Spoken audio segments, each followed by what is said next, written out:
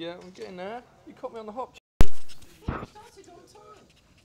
Do you want it? Yes, okay. Right, I'll do a quick handover to you. Right, can you hear me?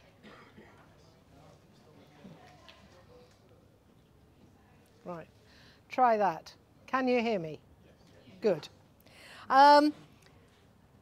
I'm chairing this afternoon and it's quite a long day, so I really do want to finish at 5:30. So I'm going to be strict with everyone and I'll try and take up as little time as possible.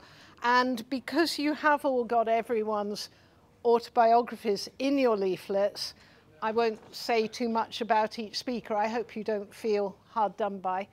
I would also suggest that when we come, we'll deal with questions for Alan's presentation and Stuart's presentation because they're actually quite different. That then maybe the solutions will have a general question session for all four of them. So after the presentations on different methods of lining, perhaps everyone could come up here to take seats here and we'll take questions then. So I'm very pleased that Alan agreed to speak. I've worked with Alan on a number of research projects and the outcomes of those research projects were certainly interesting, not directly related to maybe what he's talking about today, but I will give them a plug looking at the impact of, for instance, leakage levels on whether you see the bursts or whether they are ones you have to go and find. Some interesting results there that we didn't expect. So I hope that Alan will also keep us entertained in that awful slot directly after lunch. Thanks. Now, I hand that over. Thank you. Hand that over. Hang on. Right. Okay, good afternoon, Leamington Spa. Hi, for those of you who don't know me, I'm Alan Cunningham, Technical Director at Servolex Technologies, and I'm here to talk about how AI and smart networks can help water companies achieve the targets for the next 5-year period. For those of you who don't know Servolex Technologies, there's a few new faces in the room, so I suspect there's some people in that category. Our head office is in Eckington, Sheffield, but we have offices in 4 continents around the globe. I'm based in Reigate down near Gatwick Airport. We have another office which is the headquarters of our recently acquired Primea business in Denmead down near Portsmouth. And we also have offices in Calgary in Canada, in mainland Europe, in the UAE and in Malaysia and Australia. Our work is mostly focused in water, but we also operate in oil and gas, transportation, communications, broadcast, and there's about 250 of us in total around the world. We provide various smart network components to water companies. So this includes the hardware products, the remote telemetry units and loggers that collect data on the networks and control the assets in the treatment works. We have our telemetry system Scope that collates that data together and provides the water companies with the views of the data that's in their network. And the part of the business that I'm coming from is the analytics software side. So some of you might be aware of our asset management software or our Pioneer or our network optimization software Miser. What I'm here mostly to talk about is our Detective Flowshore software for analysing anomalies on clean water networks. So in overview terms, what artificial intelligence is doing in this case is looking at the typical range of behaviour for a signal on your clean water network. So typically this might be a flow or a pressure in your distribution network. And I'm not sure how clear this is at the back, but here we've got a kind of flow profile being collected in the network, which has a sort of typical characteristics of being high in the morning when people are getting up and having a shower. And then this is actually the summer, so it also has a high afternoon peak as well, when people are watering their gardens when they get home from work. Now, what the software does is look at the typical pattern of that behaviour in historically in the network and analyzes the telemetry data being collected. So here we've got kind of two inner bands that represent the bands in which you'd expect the signal to lie about 85% of the time, and then two outer bands that you'd expect the signal to lie within about 95% of the time. And there's all sorts of artificial neural network, clever intelligence behind how those bands are generated that I don't really want to go into because it's a long time since I did my maths degree. But what the software then looks at is the data coming into the network, comparing it against those limits and saying, am I seeing data that is sufficiently outside the bounds of normal operation for a sufficient period of time to raise an alarm to say something is unusual on the network? So again, not sure how clear it is at the back, but here on the 12th of August, the flows effectively stay much higher than the bounds that the software has computed. So what it does in that case is to say, okay, I've got actual telemetry data coming out of the bounds, and they're coming out of the bounds for a sustained period, so I'm going to raise an alarm to say something unusual is happening in that area. And I'm also going to tell you how big an event it is. Now, reasons why you want to do this, I know we've got some international colleagues in the room, so I'll try and keep it broad rather than focus too much on UK regulation. But you're looking for reducing costs, exceeding your regulatory targets, improving your service to your customers, managing your leakage detection resources effectively, improving the security of your supply and your network, and avoiding negative press. As most of us who've worked in leakage a long time know, you quite often get negative press associated with leakage. As well as doing the analysis, what water companies are also going to need is an intuitive user face to help them understand what is going on. It's not just, I can see a problem, it's, I can see a problem, here's what you need to know to understand what to do about it. So looking at lists of currently alarms, looking at historical data for that area, looking at the various signals that are coming in, looking at history of different events at that same site, all of the information that you might need, maps of the affected area that might help you to understand what is going on in the network and exactly what you should be doing about it.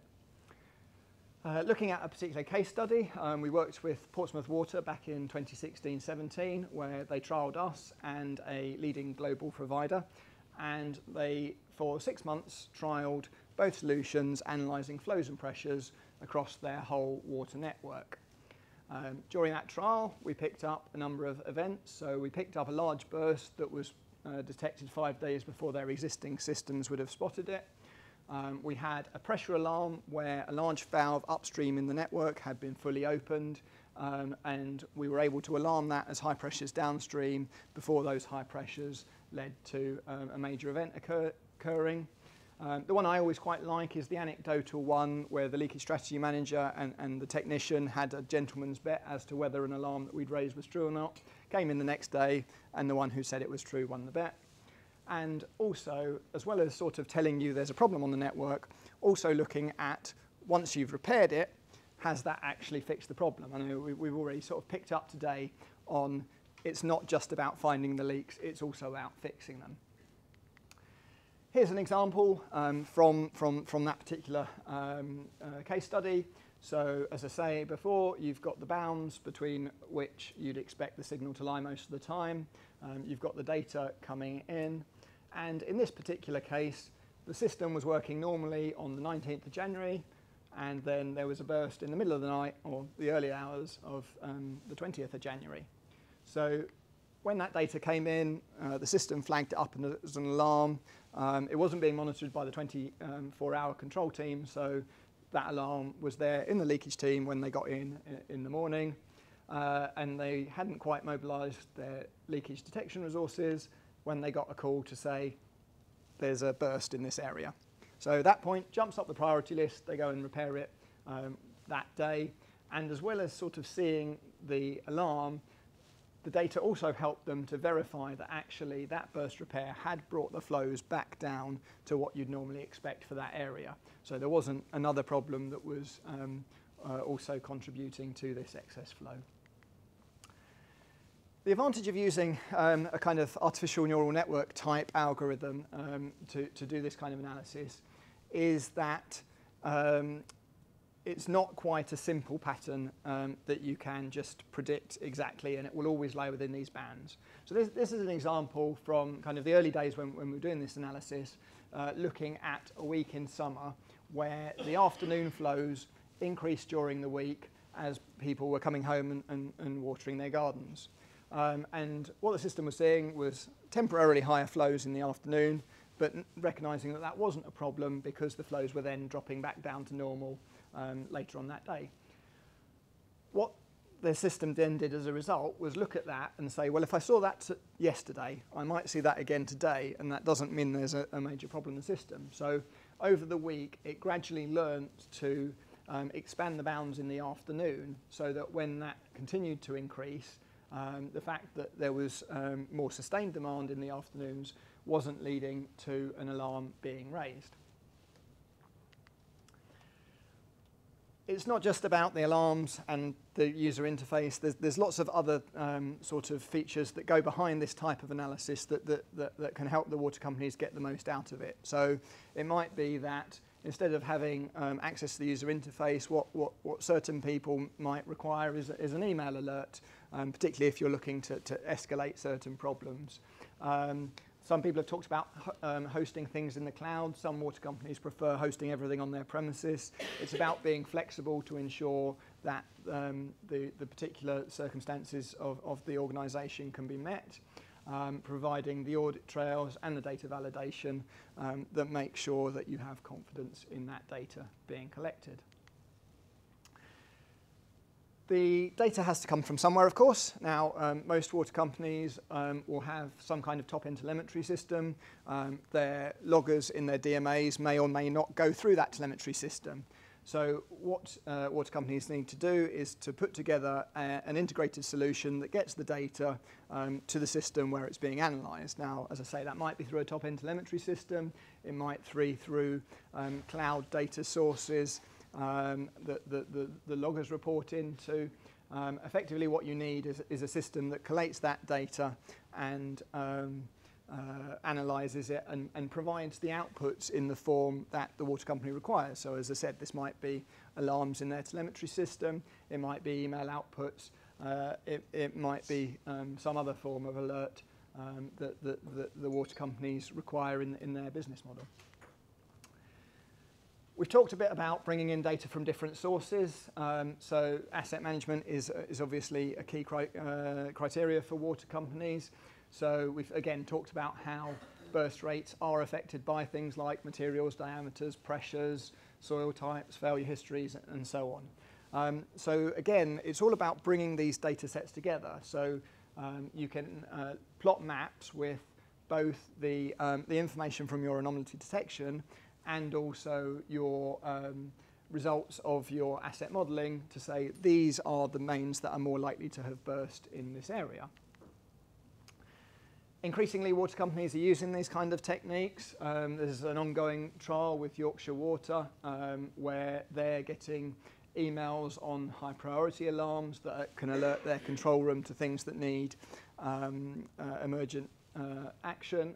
Or you can have the GUI to look, if you're in the leakage team, to look at the more gradual events that might not need an urgent response. We've been working with one of the other companies recently to integrate the anomaly detection into their telemetry system to look at an area of about a third of their network and raise the alarms in an appropriate place for them.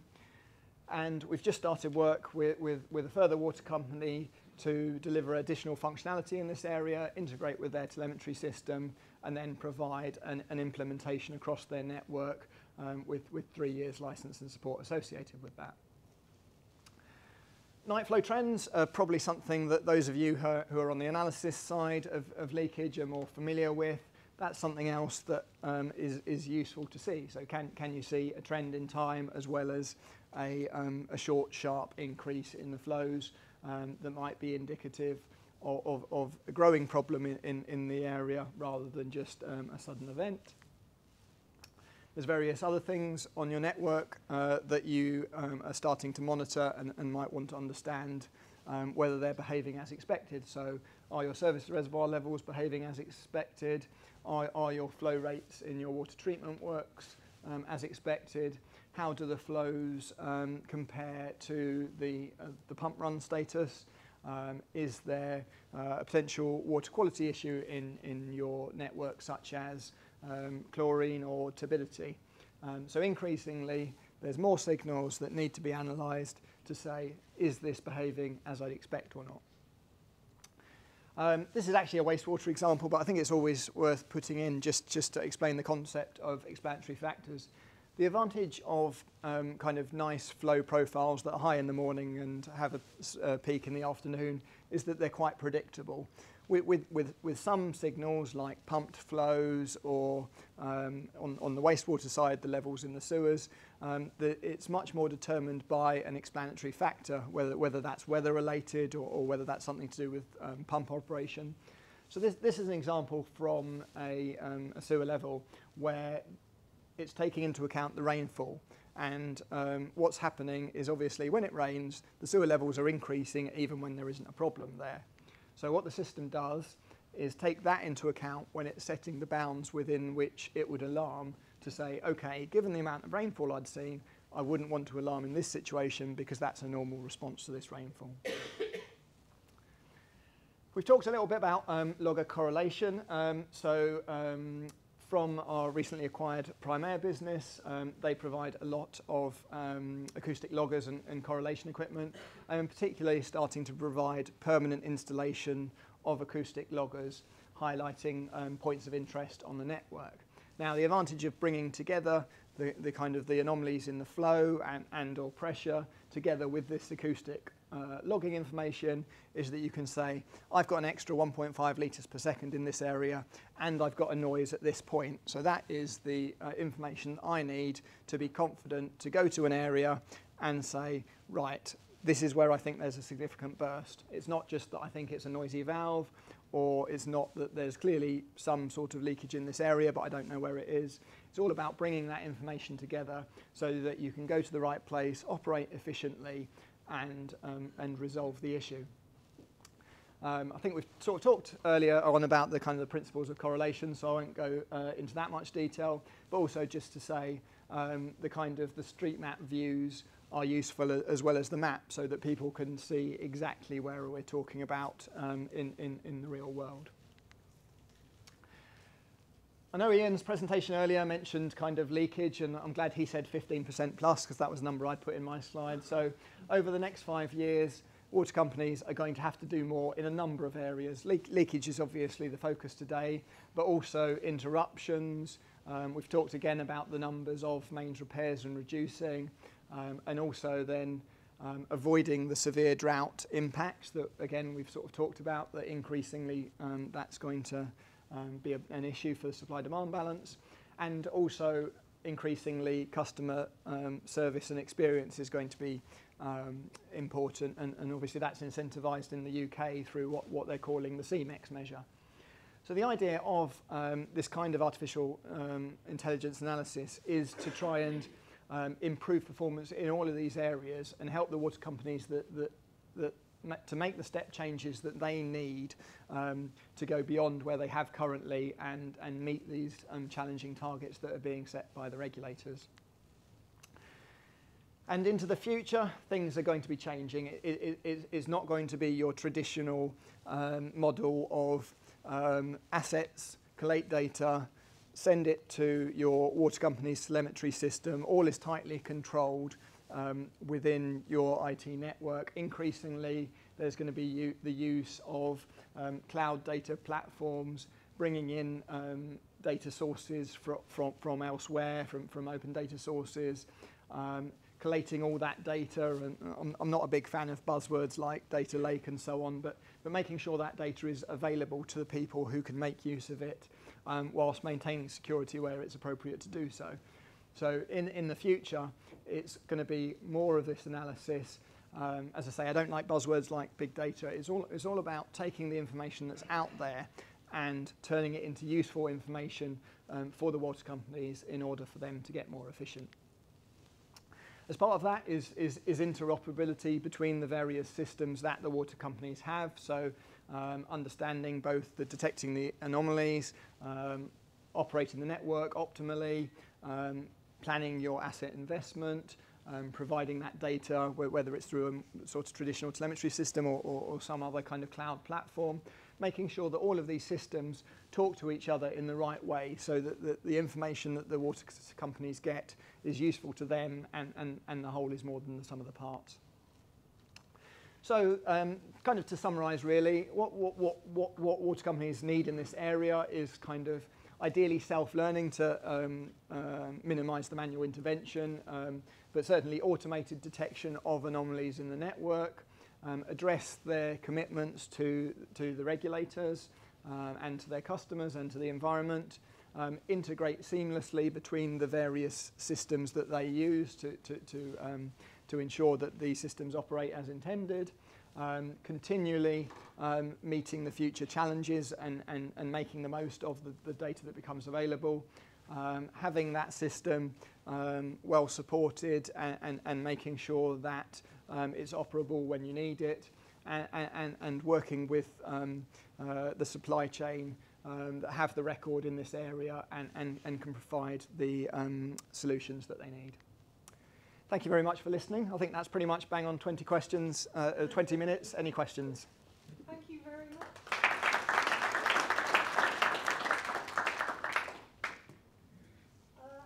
Are there any questions for Alan? Oh, yes. Just wonder, it's obviously requires a lot of, I imagine it looks better the more data that you can feed into these models. Are you finding that you've got that data availability? Or? I mean, firstly, yes, the more data, the better, if that data is good quality. I think the advantage of this kind of analysis is that you can feed it historical data. So you can set it to say, here's what's happened in the last 6 months, 1 year at this site, and start analysing straight away. It's not as if you need to kind of put it in the ground and then it doesn't actually give you any results for 3 months. I think one thing that we are finding is that it improves over time with kind of user feedback. So inevitably, any of these kind of systems are going to give false positives occasionally and particularly initially. So there might be some excess demand that it hasn't seen before, particularly during hot weather if you haven't got weather data as an input, that it would raise an alarm because it can't distinguish between that and genuine and a genuine UN event. But what we are finding is that the advantage of the kind of artificial neural network system is that you can tell the system actually that wasn't a genuine event, and in those cases it will then take that into account, learn from it and improve in the future. So yes, there is a bit of the more you feed it, the more you'll get out of it, but it's also not it's completely sort of useless until it gets going.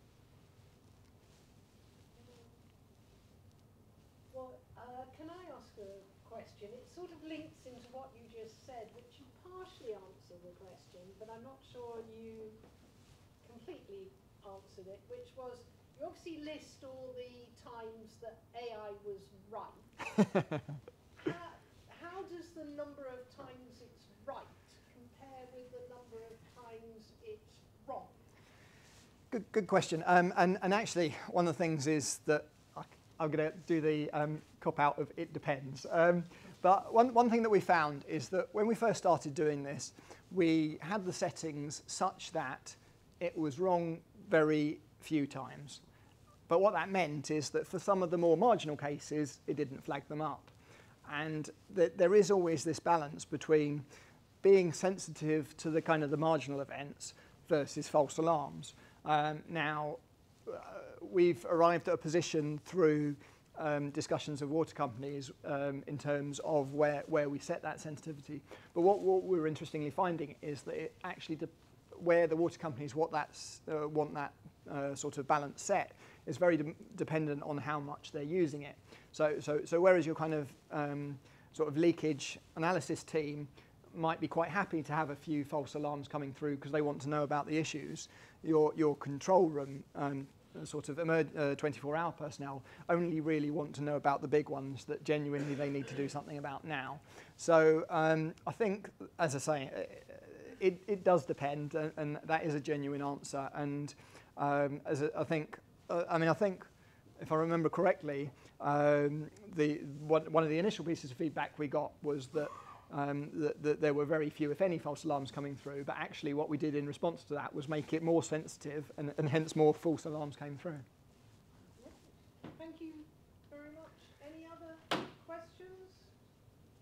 Well, again, I assume Alan will be here over tea, so Yep. if you think of anything, please do collar him and ask about that. In the meantime, I'm very pleased to introduce Stuart Hamilton, who can come to the front.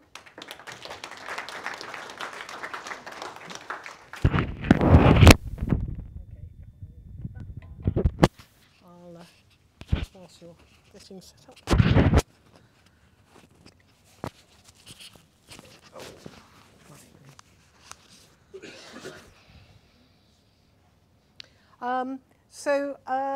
Well, Stuart I've known for a long time, and he's seen leakage at all levels, really. Front end, managing it, looking at pipe deterioration and all sorts of things. Today he's going to talk about PE pipes and finding leaks in plastic, which I'm sure is of interest to a lot of people. Thanks, Joe. You click that on. It's very important there. Important? Is that okay? So, can everybody hear? You can, because I've been sitting at the back and it's difficult to hear. And if you can hear now, and can you hear me now?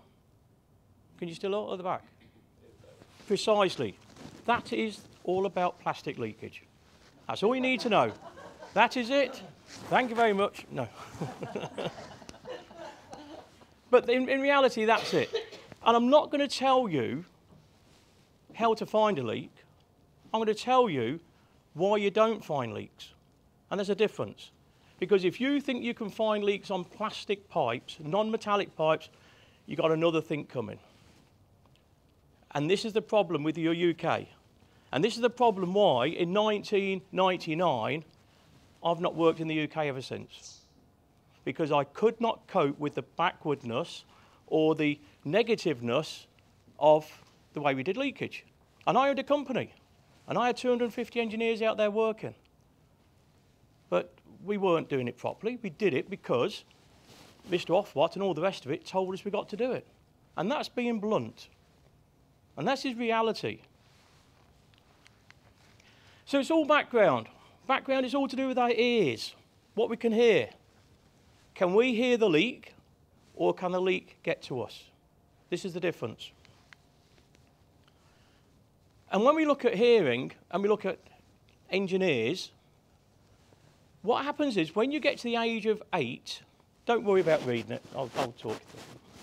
When we get to the age of 8, we start to lose our hearing ability. And as we get older, our hearing deteriorates. And if we listen to music, loud music, as a youngster, our hearing is damaged. So if we work on the tools in the water companies, and then we go to do leak detection, which is the normal transition, when they can't dig holes no more, they normally go to the leakage teams. This is how the water companies worked. And anybody here that's worked in a water company can verify that's what happened. Because they was on the jackhammer working, they are now deaf. They are deaf to certain ranges of noises. Cast iron leakage is very high pitched, easy. Plastic leakage is low pitch, low hertz, difficult to hear. And the thing is, the woman is always a better hearing than a man. And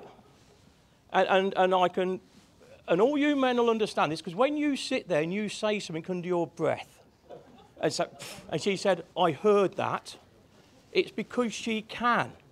She can, honestly, they're better. And do you know what has the best hearing, the best ability of hearing of any animal? The elephant. And we use them specifically to do trunk mains leakage. Forget that, but that is true. The elephant has the best hearing. So when we look at it, we look at different things. We look at different noises. And as part of the IWA, we had an initiative to look at how far can leaks travel. Very simple, very low level. And we learnt some very basic things. Leak noise is pressure related. Simple. High pressure, the leak leaks more, and it leaks with a higher pitch. But at the same time, leak noise is related to the size of the hole in the pipe. And at the same time, it's related to the material of the pipe. Now, when we've got high pressure, metallic mains, small leaks, this is what we have in the UK, very simple. Until we started to change to plastic. And when we started to change to plastic, we had problems. And when we started to lower the pressures, we had more problems. And we started this in the 1970s, the back end of the 1970s. We started laying plastic mains. And we all thought that was going to solve our life. Install plastic mains, this is going to solve everything. Until we realised one thing, the only place we get leaks on a plastic pipe, on a PVC pipe, is where a human being had intervention. Where they pushed the joints together, we had a leak. Where they put the ferrule straps on, we had a leak. Generally, the pipe itself didn't leak. And we did not train the people in them early days to do good pipe rehabilitation work. Our fault. Again, our fault. Human intervention. But either way, we've always done leakage the same way.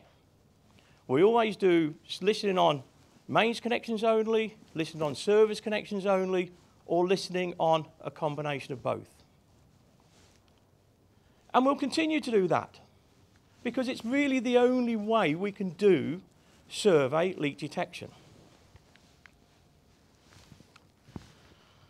Now, regardless of what everything else, it's what we do. Now, I did a survey recently, and I asked a survey on a very, very professional platform and asked questions. You probably know the platform, it's called Facebook. Right? We asked these questions on Facebook. Who uses electronic and who uses a manual stick? Just a manual stick with your ear to it. And on this group, I chair the Warsaw Specialist Group for the IWA. So we have Joe's a member, Joe's on the committee, and so is Stuart Trell on the committee. And we have something like 3,000 members. So we didn't get many replies. We had probably 50, 60 responses. Every person international from outside the UK said they use an electronic device. Every member from the UK said they use a traditional manual listening stick. This is the difference. International, advanced, the UK still stick to the old techniques I got taught in 1980. We've not moved forward. And the age of the user, like we said, the age of the user, it's ignored. We don't look at age. Now, anybody here from a water company? Water company.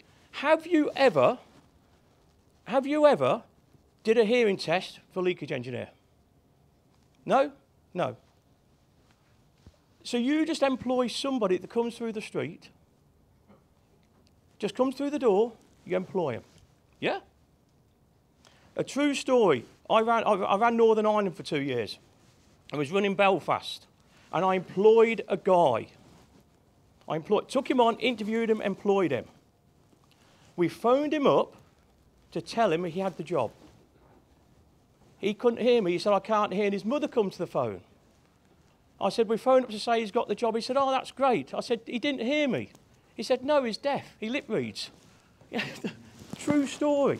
we would have employed him to do our leakage for us. From that day onwards, every project I work on around the world, everybody goes through a hearing test. Everybody has to go through a hearing test to be employed. And the amount of people we reject is unbelievable, probably 50%, 60%. If they can't hear that hertz range of the leak, we don't employ them. And this is a simple exercise. And in the current period, going into the winter, when the water companies call for 50 teams, I needed 100 teams, you pull them in, you don't know what they're doing. You don't know they've got a manual stick walking the streets, just walking past leaks. And then you wonder why your leakage doesn't come down. Now, is that simple or is it difficult? It's not difficult, is it? Anyway, so we had a idea, and I come up with an idea. I was working in Jakarta, and they said, we can't find leaks in Jakarta, 4 meters pressure. I said, yes, we can. Yes, we can. We'll prove it. Before we go there, we go to North America, sorry.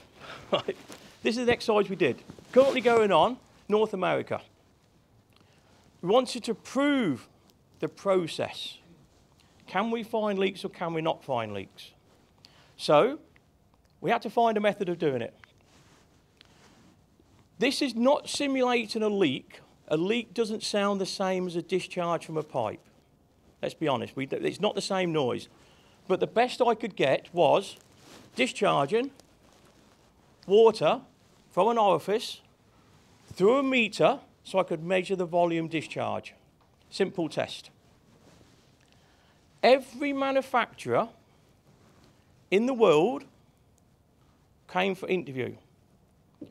We whittled them down until we got the 5 companies that were going to field test. And we did desktop exercises, all sorts of exercises. The 5 companies are some of the 5 largest companies in the world to do leakage, to supply equipment. I don't need to tell you which one because 5 or 10, you're going to get the story. We measured the discharge. 0.5 litre a second, 1 litre a second, 2 litres a second, 4 litres a second. Over different distances, on 7 locations, of different diameter pipe and different materials. Simulated leak by surveying, 27 metres pressure, 150 millimetre diameter main, 6-inch main, PVC, 4 litres a second. Did we hear the leak? Yes or no? No. Not one, even 9 metres from the discharge, only one company out of all of them could hear the leak. When we go to the fitting that's 93 metres from the discharge, not one company could hear that leak. And we was manually listening, and we also used the needle or the numbers to see if it went up. Did not move. And even when we was 9 metres from them, we couldn't hear it. And this happens in leakage a lot with plastic pipes. You can be close, you can be far, sometimes it just will not transmit. So he said, we'll correlate. And we correlated at 1 litre a second, at 2 litres a second, and at 4 litres a second. Not one company using traditional accelerometers based on a fitting could hear that leak. Not one company. And it's all to do with, it was over 102 metres distance total, because it's the 9 metres and the 93. This starts to bring back now thinking, wow, this is strange. This is a problem. We did another one, 38 metres pressure, cast iron main, 150 millimetre, 4 litres a second. They cut new valves in. And on the back end of the valves, they use plastic tails. You understand what I mean? Yeah? Use plastic tails to put the valve in. Could they hear the leak noise at 54 metres? Yes, they could, because that was from a hydrant and it was all metallic. where they put the sluice valve in, 35 metres from the discharge point, only 2 out of the 5 could hear that leak noise, because the plastic tail was killing the noise, the transfer noise. Same as when you put a pipe in and you put a cutout in and you put plastic in. In the old days, cast iron main, we cut it out, put a length of plastic in. You kill the ability to transfer that leak noise down the pipe. The plastic kills it. So now we can't do correlation with it. We can't do leakage with it, because these are problems. So I came up with a theory, and I said to him, but it seems normal, and this is a theory that is there. For 1 metre distance, 1 metre pressure, you'll hear that. So at 1 metre pressure, you'll hear the leak 1 metre distance. At 5 metres pressure, you should be able to hear the leak 5 metres distance. And we're doing this because I work international, we're doing this around the world, that we know if we're at 3 metres pressure, I've got to be very close to the leak to hear the noise. If I've got low pressure, I cannot be listening 20 metres away on the valve. It doesn't work. Also, if you look at all these samples, it's what we took from people phoned in. There's only about 150 samples or something we took all told. We're looking for more. And you can see, regardless of what happened, no matter what the pressure was, the leak noise tailed off about 25 metres to 30 metres. Even if we had 50 metres pressure, that leak noise couldn't get to us more than 25, 30 metres away. So now this tells us something else. Regardless of pressure, we cannot be more than 30 metres from the leak on a plastic pipe. And you can see it tails off. You see it comes out and it just carries on. So at the same time, I said, listen to that pipe, and now we change to this is with the electronic stick. I said, change to your manual stick. Have a listen. What can you hear? That's what happened to this, that's what happened to the curve. The amount of leaks that dropped out, and you can see them on the bottom, that just dropped out because they could not hear it. Now, they couldn't hear it because of the background noise and the noise on their listening stick, and the transfer of the leak noise to the listening stick. They could hear it with the electronic one because they had headphones on, and they could hear the leak noise. This does not take into consideration the leaks that they couldn't hear because the frequency of the leak was so low that they couldn't hear it anyway. So this is just looking at the leaks they could hear. The ones they couldn't hear, they didn't know was there. And an easy way to explain that, you can hear me now. You can hear me, yeah? Can you hear me now? Can you hear me? Yeah. I'm here. You can see me. Just because you can't hear me doesn't mean to say I'm not here. And this is a leak. This is a leak on a plastic pipe. Because you can't hear it doesn't mean to say it's not there. It means you can't hear it because we're using the wrong technology or we're using the wrong technique. So we've just gone through, we've got the 1 metre distance, 1 metre pressure. Just something to learn. So if somebody says in Africa or somewhere, very low pressure, can we do it? Yes, you can, but I've got to be very close to the leak noise or very close to fitting.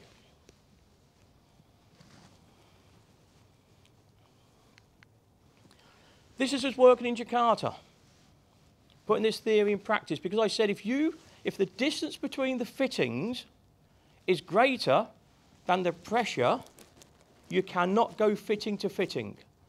So if I've got a service pipe there, a stop tap, and it comes across to Joe, along and back again, and I've got 5 metres pressure, the leak noise I'm going to hear is only to here somewhere. I'm not going to hear nothing on the main at all. So I cannot go fitting to fitting. I have to do top sounding. So now we look at this and we have to measure, listen, on the surface. And this is hard work. This is hard work. We did it in Bahamas. every single metre they walked. Stopped, listened, walked, stopped, listened. They did that across the whole island, and they do it 3 to 4 times a year. And if you want, I'll send you the results. That's the greatest success of reduction of nightline probably been seen in the Caribbean and the USA region. Because before, they was listening on service connections only and missed all the mains leaks. So again, this one, a pipe, 4 metres pressure, we can listen on service connections, we're fine. Because the distance from the service connection is, the pressure is the same as the distance of the service connection, if you understand. Again here, because it's there and there, we have to listen on there and we have to listen on the main, because that distance is greater than the pressure. It's a very simple idea, very simple concept, but you can use it in Thames, in South Staffs, in Severn Trent, in any of them. If you're in a plastic pipe main area and you're having people listen on service connections, stop taps only, and they are listening across and they're in a big housing area, that noise will not transfer. You could miss a leak on the main. Therefore, you have to change your technique to every metre.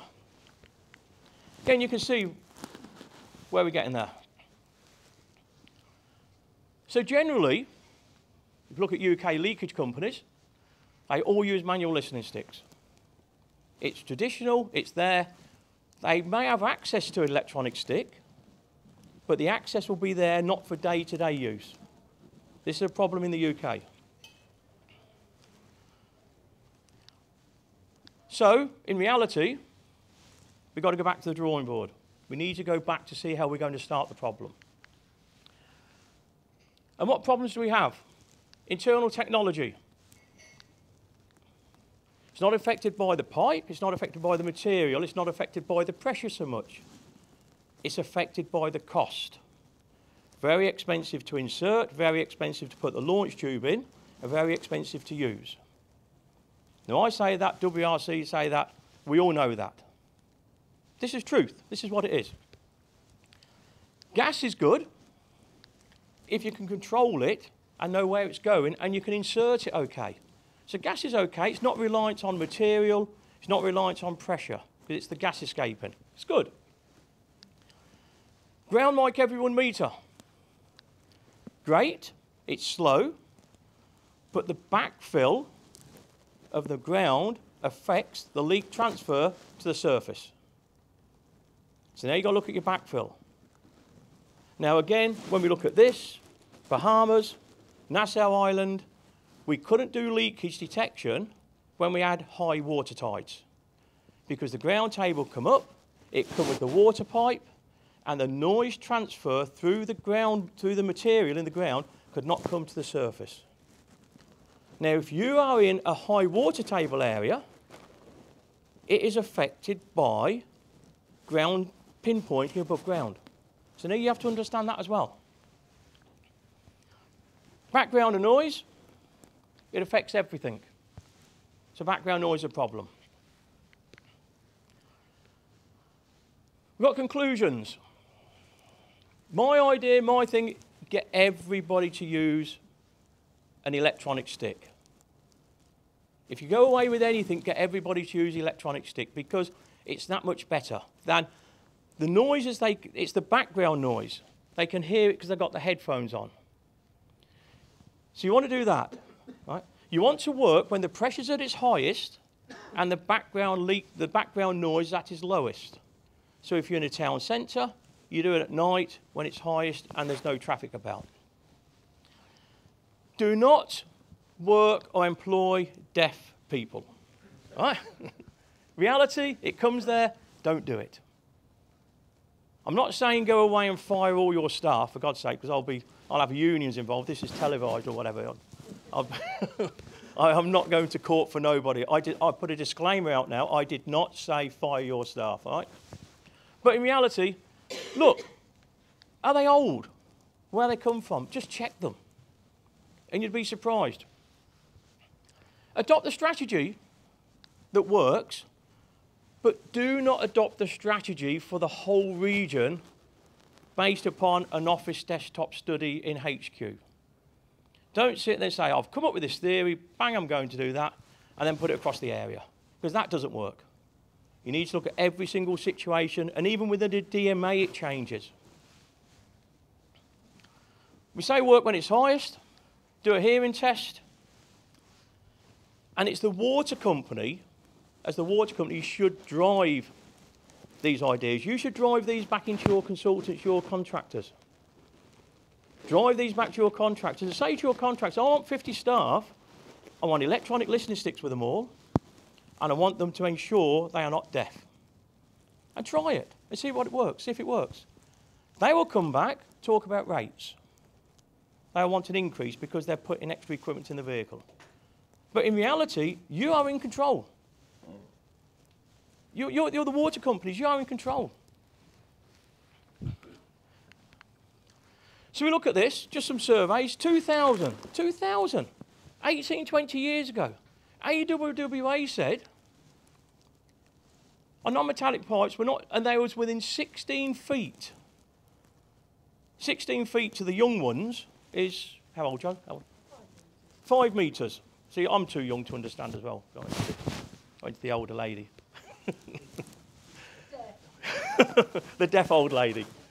So we're saying you cannot hear on non-metallic pipes at 5 metres. They said this in 2000. What do they do in the US? They still listen on every fitting. And yet this AWWA said this. Operators have found that even if they can't hear a noise and they've correlated, they've managed to find a leak. Because our hertz range can only go so far down, a correlator can go further. So the correlator can hear what we can't hear. Now you have to ask yourself, do we rely on guys walking around listening, or do we say everywhere use a correlation? Or do you say everywhere use noise loggers? But bearing in mind, if you flood your area with noise loggers, and it's in a plastic pipe area, and the noise doesn't travel to that leak, that noise logger, that point, regardless what you spend on noise loggers or any technology, if you introduce the technology into the wrong system, you will not get results. Just basic thing, just something, just something to look at. I've told everybody, I was doing leakage when I had a company back in about 95, 96. And they asked me to do a trunk main survey. And the company said, do a trunk main survey. We're going to listen on every fitting on a trunk mains above 12 inches. So we're looking at 300, 400, 500 millimetre diameter mains, listening on the fittings with a manual stick. We didn't hear a thing. And in reality, we would never hear a thing because the leak noise won't transfer to us. I'm in touch with people still, and they still do that common approach today. They do manual listening on trunk mains. Doesn't work. You would never hear a leak. And we said this back in 2008. And with that, I'm finished. Like I said, I'm not going to tell you how you're going to find a leak. I'm going to tell you we can't find a leak. But what I will say, when you find a way to find a leak, can you tell me first, and we'll go in 50-50 and we'll set a company up. All right? And with that, I'm finished. Thank you. Oh, new to me. So, for those hard of hearing, any questions? No. Oh, Oh, Alan, go no, on. you don't get away back in. Thanks, Stuart. One question then. Would you agree that in sort of the kind of the large diameter or the plastic situations that hydrophone in pipe noise correlators can work, recognising that you've already picked up the cost implications of them? Okay. For those that didn't hear, because we're talking about hearing, will hydrophones work where accelerometers won't? Accelerometers listen to the leak noise or the energy. You've got to look at the leak air is energy. And the energy is absorbed into the plastic pipe. And that's the distance. If you go to hydrophones, you're in the water. If you go into the water, your leak noise will travel much further. So therefore, if you do hydrophones with correlations or hydrophones with noise loggers, your distance is much greater improved. And this is what I say, you've got to find out what you're trying to achieve and use the right technology. But you are right for that, yes. If there aren't any more questions, I'm aware that we need to move on to the... Oh, thank you. Can we delete all that? Yeah, there we are. So we'll move on to the next speaker, and we have Nick Preston, who worked for United Utilities for quite a while and all around the world, but is now, like me, an independent consultant. And although he has very wide knowledge of different aspects of managing water pipes, today he's going to be talking about PE lining. Plug me in. Right. That's it. And that should be on. For those who think I don't make enough noise. Thank you, Joe. Thank you, Stuart. Thank you, Alan. Make sure, because I'm going to be really good at trying to get the right hand in the right order. Yes? I just used the microphone. Yes, so thank you for inviting me, the UK Society for Trenchless Technology, to talk to you all as a masterclass all about how to achieve 15% reduction, and luckily Ian's gone. So before I get onto too much of that, I'm not subject to Purdue, so if you do want to ask me any questions later, then I will answer them honestly, because I am a member of CEN, which is the European Standards Organisation, which some of our politicians think we're still members of. In fact, they know we're still members of because they're active politicians, and some of them think we're about to leave because they don't read the books properly. No journalists in here are going to quote me on that, are there? What I'm going to talk about is a trenchless technology process where we will achieve not minus 15%. I know there are a couple of leakage experts that don't want to talk about percentage at all, so we're not going to reduce it by 15%. We're just going to make leakage 0 meters cubed, Stuart, which doesn't make any sound at all if you don't have any leaks. This idea of being able to do a microphone and I think at the same time is going to get me, isn't it? Ooh. So I'm going to talk a bit more about myself in a minute. I'm going to talk about trenchless technology, specifically in PE. I know coming up after me, this guy's going to be talking about other trenchless technologies. We're not going to talk about PVC either, Stuart, because that has a joint every whatever. Specific rehab techniques in PE, the selection criteria, because Alan's going to help me if I need some help, aren't you? Yeah. How you design some and an installation technique, and then by coincidence an old friend of mine, Kevin, the back, he's going to help me as well with this ability to be able to press and speak and get the microphone and do some singing and dancing at the same time. So, PE pipes do not leak.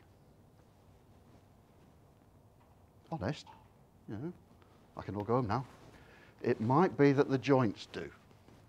The only leak in a PE pipe that ever occurs in the field after it's installed, after it's commissioned, is where those dozy idiots from British Gas come along with their JCB and they hit the water pipe, i.e. called third-party damage. The rest of the time, if a PE pipeline is suffering from a level of leakage, it's because it's leaking at the joints, either a welded joint or a bolted joint, but the PE pipeline itself never leaks. If it's a new installation, then there might be quite a few joints. If it's rehabilitation, then theoretically there should be slightly less joints, but we'll go through specifically the ways in which we do trenchless technology in PE for rehabilitation. I'm not going to cover in any great detail new installations. We're going to talk about lowest whole life cost technique. Ian, luckily, is not here, because otherwise I could really drop him in it. The economic regulator in this country thinks that he will regulate the water companies on a 5-year cycle, with a view to looking forward 25 years, in the full knowledge that the pipes we're using are going to last, help me, 150 years. So we actually do a whole life cost calculation over 150 years, or actually, because they're water mains, they are part of the national infrastructure, and infrastructure assets, for those who don't understand, are depreciated over an infinite period of time. So if you're doing the mathematical calculation, the financial side of it, there is no limit to the amount of life that you're assuming. If you assume the pipe's only going to last 150 years, you still need to build into your whole life cost calculation what you're going to do in 150 years' time. I understand Joe might be around, but I won't. And then we'll talk about commissioning. So, lowest whole life cost technique requires you to have a thorough understanding of the capital maintenance planning common framework. Guess what? It's common sense, and it's not very common, because I bet there's only 2 people in the room who've ever looked at it. Are they going to volunteer? No, maybe there's only 1 then. There you go, we got 2. Told you there weren't many.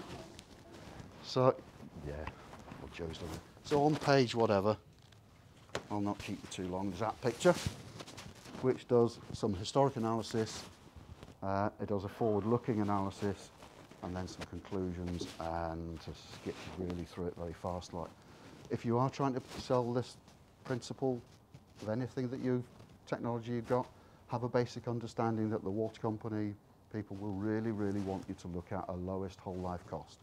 And that's the way to do it, using this. It was used in PRO4, so that's 2004, it's a long, long time ago. And every water company used it a few months ago. They may have called it something different, 5 years, 25 years, 50 years, 100 years, 150 years. It's risk-based, probability, consequences. Most important of all, it does include an assessment of what your leakage will be, in meters cubed, not in percent. Lots of people want to use TOTEX, outcomes, GMEX, CMEX, I don't know, any other MEX that's coming along. It's all about the basic overriding economic accountancy principle of lowest whole life cost. And if you're an engineer, you can help. If you've got an engineer's view of the world, you're a pioneer, aren't you? Pioneer is the name given to Serverlec software that looks at generating the lowest whole life cost rehabilitation techniques for infrastructure assets, whether that's water mains or sewers, and then Pioneer has some other way of looking at it if it's a water treatment works and so on. Because I don't have access to Pioneer as an engineer would look at it in terms of a decision support system. Maybe an artificially intelligent, maybe that's me, I'm just an artificial intelligence. So you know you've got to rehabilitate your pipes. You know that they're already causing you a problem. It may not be leakage, it may be water quality, it may be disruption, it may be interruptions to supply, THM because it's bitumen lined, and so on and so forth. You need a Trenchless technology solution. So you've already got to there. Then there are lots of difficult decisions to take, whether or not you need a larger pipe, a smaller pipe. And if you do, you end up going through this type of process, or you plug it into your Pioneer model, and it selects the rehabilitation techniques that will solve your future service problems so that Ofwat won't come back and beat you over the head and give you a fine. We won't go through it today, but there are lots and lots of ways in which that can be done. You know, smart, intelligent pigs, analysing the data, you know, even going back to actually taking some samples out of the main and having a look at what condition it's in.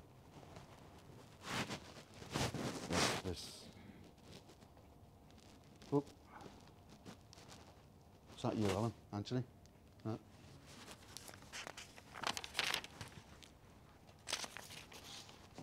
So, having done all that, we need to have some basic understanding. I thought by this time in the day, we might have had someone go through the different trenchless technology techniques that are available to us.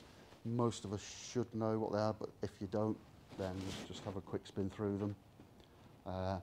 UKSTT's Masterclass done by John DeRosa is a really excellent starting point, as is Mike Shepherd's work on how to select them. As I know he's presented to UKSTT before, but it's written up by P100. And if in doubt, you can always read a standard. Anyone falling asleep when I talk about standards? It can be turgid for some people. When I do work in Europe for SEN work, I get quite enthusiastic about it, and sometimes I get really passionate about things that the Europeans are trying to do. And interestingly, we are staying in SEN. The BSI has confirmed we're part of SEN. There are 47 other countries, not 27, in SEN that are proposing to use very, very similar standards going forward. So you can slip line your pipe if you must, but don't forget to grout up the annulus. Always grout the annulus if there is one. You can use pipe bursting. No pipe bursters here today. Invite you all back to No Dig Live in Peter. Well, I'm doing your sales pitch now, aren't I? Yeah. Pipe bursting, whichever way you do it, worry about whether or not the gas people have a tendency to use different pipe bursting heads than to the water people because of soil displacement. You can fold it up. Alternatively, you can do what we're doing here, which is pulling it through a die and pulling it in. And you can slip line it as well. Whatever we're going to do, we're going to use PE. After me, some guys going to be talking about other plastics. So we haven't covered PVC at all. We're not going to cover PVC at all, I hope. Not a good idea. If you can use PE, by all means do, because you know that someone's gone to a lot of trouble to design it properly from the very beginning. They will have looked at lots of very clever maths. They will have looked at every joint, every type of joint, whether the joint has got an opening now, or possibly even in the future, because as the pipes with spigot socket joints, they move over time, so they may move after you put a lining in, they may not. All the types of joints, these are gaps and these are holes, so there may be a hole in the pipe now, like this. There may be a hole in the pipe in the future, because someone wants to make a ferrule connection. So all those designs have been done by someone to make sure that you've got the right SDR. No blank faces yet, so we know what an SDR is. It's the ratio of the wall thickness of the polyethylene pipe to the diameter. Different grades of PE, different pressure ratings we're looking at, whether or not we're going to end up with a true tight fit lining, or whether or not we may end up with an annulus between the two. There are lots of different ways of putting in a PE liner with or without an annulus. It's important to know just how this will perform over time, whether it's a gap or a hole. And there's some very, very clever scientists out there, a Dr. Jess Boot and a Professor Phil Marshall, who I understand are still going. And they've done all this work to produce the science that goes behind making sure that they understand what's going on. One of the techniques of doing this is called die draw. This is where I might need a bit of help, Kev, because I've only got two hands. You take a polyethylene pipe. Kev invented this, the elastic band, not the... You take a polyethylene pipe, you stretch it because it's viscoelastic, and if you pull it inside your host main, like the straw is, yeah, and when you release it, it goes tight. Thank you, Kev. Die draw is now actually commercially available on the market. It was up until a few years ago very, very similar to a technique called swage lining, and actually it's because me and a few friends in North West Water at the time developed die draw, and British Gas developed swage lining, and commercially a deal was done. And now die draw's back on the market, and you can see what happens. You pull the blue pipe through a die, pull it in through an aluminium tube as a demonstration rig, and you can see how tight that is. Isn't that lovely and tight? Do you want to see how tight a slip line pipe is when it's done properly? None of this floating around with bits of Ami blues. Yeah. Do you want to play with one, Martin? Yeah. There you go, play with that. Isn't that tight? Just a job. That's a tight fit.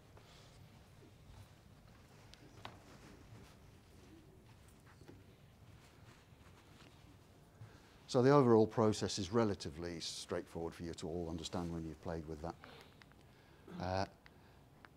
Because Steve Brogden, who now runs DieDraw, and myself, I'm helping him as part of one of the other companies I help. I even helped out Jo recently with another one of her problems. So anyone else with problems in the room, if you don't ask me to help with your problem, I can't help solve what it is. I'm not sure what your problems are. We'll You talk never know. later. We'll talk later. I think you might have some problems with some of your linings getting a bit stuck.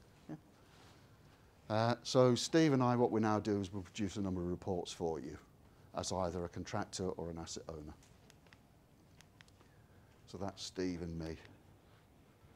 However, if you've used PE to refurbish technology, trenchlessly rehabilitate any of your water mains, or sewers for that matter, using PE, you have to commission it. And I'm not selling DieDraw now, I'm selling all techniques in PE. If you're going to use a plastic, it doesn't leak. The pipe does not leak, it's only the joints that were made by the men. So when you're doing the commissioning, make sure that these pipes and all their fittings have been very, very thoroughly installed. And then to make sure there are no leaks in it at any of the joints, you should do a pressure test. Now, because I do read the standards, because people expect me to, I know that EN 805 says every pipeline which has been constructed shall undergo a water pressure test to ensure its integrity.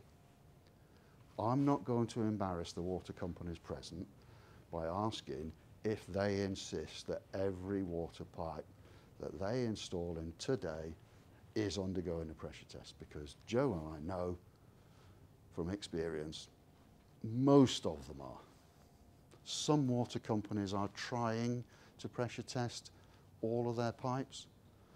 Some water companies are turning around and say, well, it's a bit difficult to pressure test all of them, so we won't quite do it properly.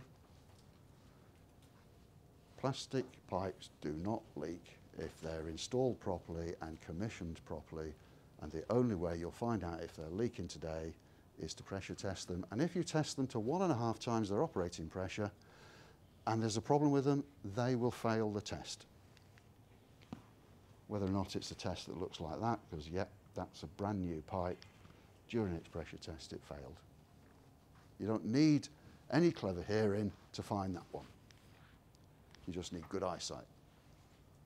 So maybe we should only employ people who've got good hearing and good eyesight, so we shouldn't employ people who are blind either. If you want to know how to do that hearing, right in there is a copy of the SEN 805. Anyone want the copy? You've got a free sample of DieDraw, you're not getting a free copy of my spec as well.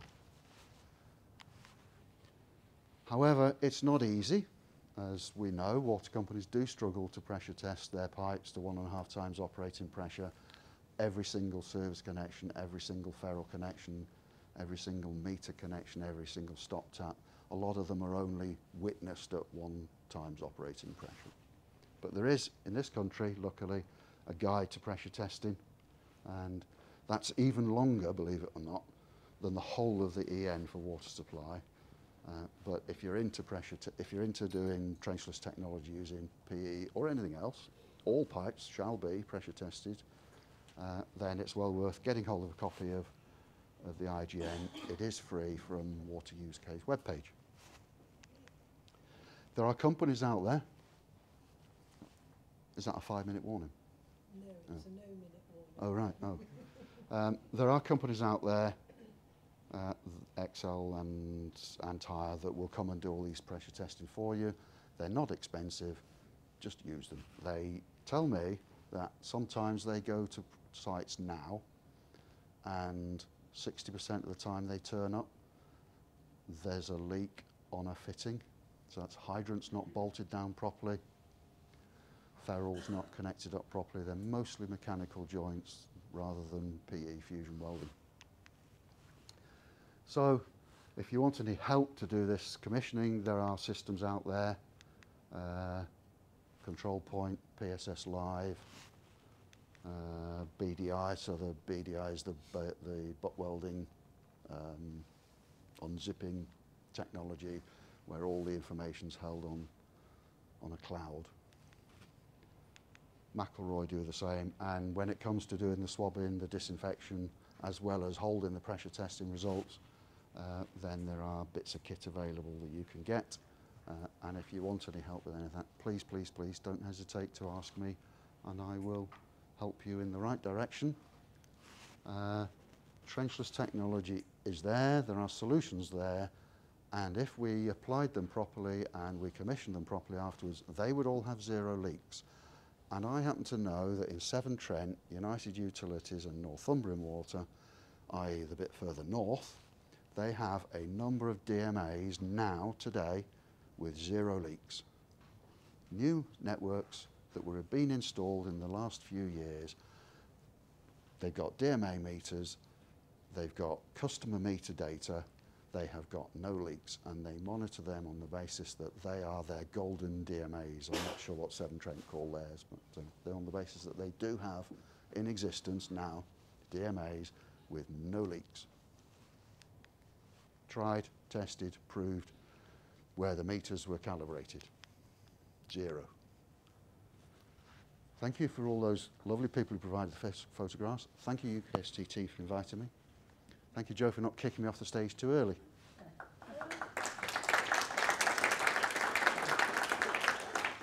Had said, particularly as Nick has overrun his time, we will keep questions till the end with everyone. But I did see a hand shoot up there. Just very quickly, Joe. Neil Hodgkinson from Radiant Systems. Just in support of what Nick said about pipes don't leak, be more than welcome to invite any of you guys or any of your colleagues to Radius to understand best practice with regards to connection of polyethylene pipes, and also to introduce you to the Radius Subterra, which was mentioned in your presentation. So that invitation is open to any of you if you want to engage with us or our technical department. There we are, an open invitation. Thank you. So now we're going to look at some other solutions and maybe go into a bit more technical detail. So Lars Quernheim Yes. from Starline, Germany. Thank you.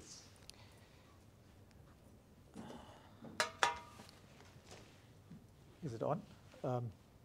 I had some problems to hear everything in the backside, so is it loud enough so? No. No. Switched off? Can you turn it up? I don't know. That better? Yeah. Now it's better. Okay. So I'd like to talk about the rehabilitation of water mains with fabric hose lining. Starline, the company's name is actually Carl Weiss. Carl Weiss Technology has been founded in 1906 as a construction company. They added pipeline construction as a second big business focus after World War II, and civil engineering in 1975. And in 1985, we started to develop our own technologies for trenchless pipe construction, which is basically the, is there a laser pointer? Red button? Yeah, which is basically the Starline technology. It's a fabric hose lining system, and the Hydros technology, which is trenchless exchange of pipes, similar to pipe bursting, but without, with removal of the old pipe material out of the ground. Company is certified according to ISO 9001 and ISO 14001. We are based in Berlin, Germany. All the civil engineering and construction works is regional for the city of Berlin, but the Starline products are used worldwide by licensees.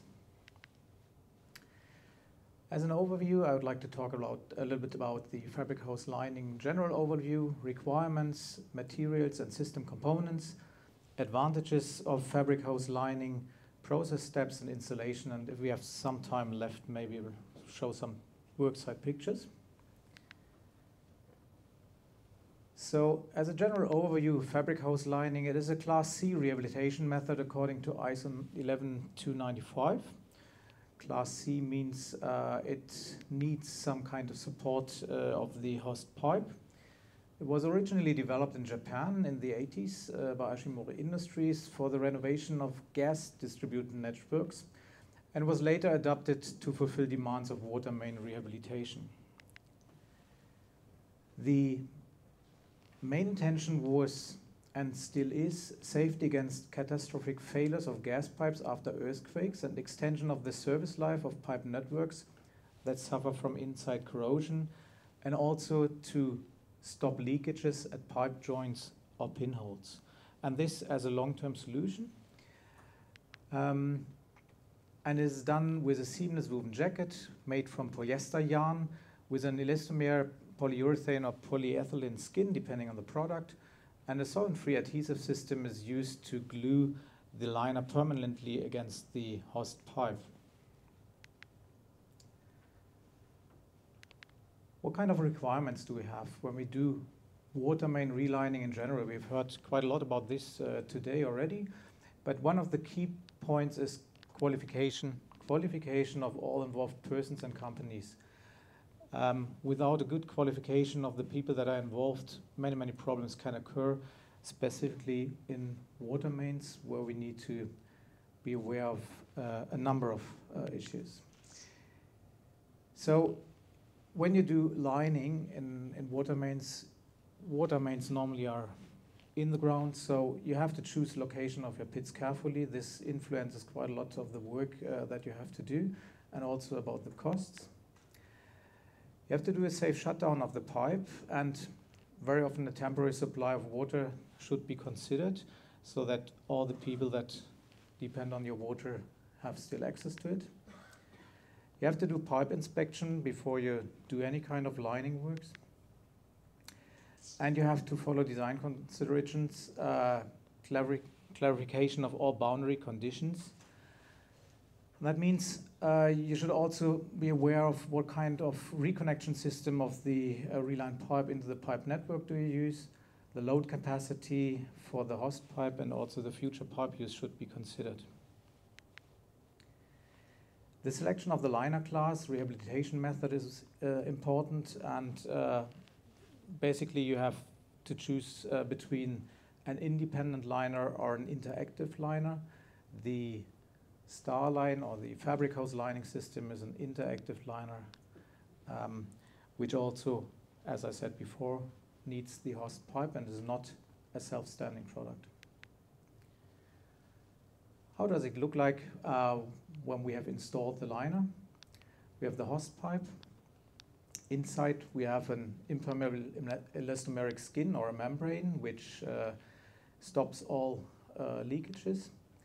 We have a seamless hose made out of polyester yarn, a seamless woven jacket, and this can take over all the loads you have in holes up to 50 millimeter diameter, and also bridges pipe cracks. And you have an adhesive system which has to reliably glue the product against the old pipe. And as you can imagine, one of the key issues of this product is cleaning of the old pipe. So what are the benefits of fabric hose lining? For example, with the Starline technology, you have no relevant reduction of the old pipe diameter. It's a very thin product. You have tightness after pipe breaks, not necessarily long-term, but short-term for sure.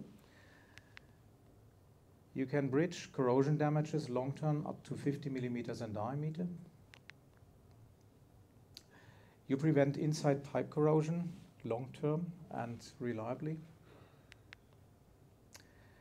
The buildup of deposits, like you have in cast iron pipes, is reduced, or it's definitely due to the plastic surface, there will be no deposits like calcium in the future. You can, after relining, even years later, you can do normal connections of side connections with standard technologies, like drilling from the outside. You can do trenchless reopening of side connections from the inside if necessary. You have no migration between the old pipe and the star liner at connections or at any other points of the pipe. It's a fast and a bend-capable process, so it's not only for straight pipes. You can use it also when you have bends, which are quite often in these kind of pipe systems. The range of application varies from 80 millimeter up to 1200 millimeters, and we can deal up to pressure 30 bars. And we can do installation lengths of up to 600 meters in one installation step. Limitations. The limitations for the fabric hose lining system, as it relies on a bonding between the old pipe material and the product itself. It is for metallic pipe material, so cast iron, ductile iron, or steel pipes. We cannot do any kind of lining with this product in polyethylene pipes. It is a Class C lining, and it requires a structural intact hose pipe, also long-term. And it has comparatively high cleaning requirements. As I said before, if you want to glue something against something else, you need to have a clean surface. So we need a metallic surface, and cleaning is one of the key parameters of the whole system. Latest developments is a fully structural rehabilitation product for water main rehabilitation with a glass fiber reinforcement additionally to the fabric hose. So it's a combination of a glass fiber liner with a fabric hose liner, still an inversion product, and available at the moment in smaller diameter ranges for distribution networks PN10. How do we install the product? As I said, cleaning. And the first cleaning step after a CCTV inspection is ultra-high pressure water jetting. We use up to 1500 bars to remove all dirt in the pipe. After cleaning with water pressure, we use sandblasting to get a metallic surface, to get all rusty surfaces away from the old pipe. So sandblasting for metallic pipes is essential before you do the lining step. After cleaning, you need to do a CCTV inspection, and CCTV inspection you do with lining works quite a number of times. So you should know your pipe condition before lining. You should know your pipe condition after cleaning. And also after lining, you need to do pipe inspections to know what you have done. The product is inverted or reverted into the liner. This is done with pressure drums. So we have different sizes available, from small with a capability of maximum 150 meters of lining material, and the biggest one here can carry up to 600 meters material. Is self-driven, so you can go everywhere you want with these tractors. It's no problem to work in the fields and to work in remote areas. And the procedure is, you have a pressure drum, you have the material with the adhesive in the liner, and it's the standard inversion technology, as also known from other products. So you start the inversion at one point, and it is important to do in controlled inversion so that you have always control on the inversion speed, that you have a good expansion of the product, that it's fully in close contact with the old pipe. And after the inversion, the product is cured. This can be done with ambient cure or also with hot water. After curing, CCTV inspection. And then you should have a nicely renovated pipe, a pipe that is without any joints from start to the end of the renovation section that you have done. And as I said before, due to the thin wall thickness, which is typically between 2 and 4 millimeters, depending on the wall thickness, on the diameter of the pipe to be rehabilitated, you have virtually no loss of pipe capacity. Yeah, and I was rushing a little bit faster, so I think some time left for some worksite pictures. 3 minutes. Yeah, so we have a quite big drum here. And I've done in the Czech Republic a double culvert system of DN400 steel pipe for drinking water under a river. So that was quite long sections of more than 380 meters per inversion in a quite remote area. Also, we've done lining typically under sports fields. That was a cast iron pipe, DN500 in Berlin a couple of years ago. The benefit is small equipment on both sides, very maneuverable equipment, and only small pits compared to other technologies to get access to the pipe system. And these are pictures from the latest product, which is fully structural. Here we have done asbestos cement pipe rehabilitation with asbestos cement pipes. Actually, we don't do any kind of sandblasting with this product. But the problem with that pipes is even though you can get a bonding to asbestos pipes, old asbestos pipes, you will not have any kind of vacuum resistance of the liner because the pipes delaminates within the asbestos material, and therefore we have had to add stiffness into the lining product, and with an additional layer of glass fiber reinforcement, we have been able to create a self-standing liner, this typical type A, class A product, which can also take over all external and internal loads long term. Okay, so perhaps if we can leave questions until we've had all three presenters about solutions. So I'll call no you problem with that. back Yeah. when we ask questions. Thank you.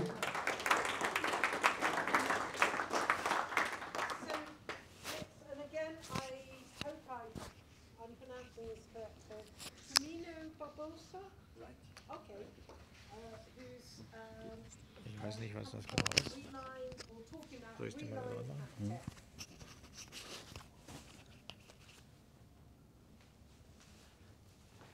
Okay. Thank you very much. Good afternoon from my side also. Does it work?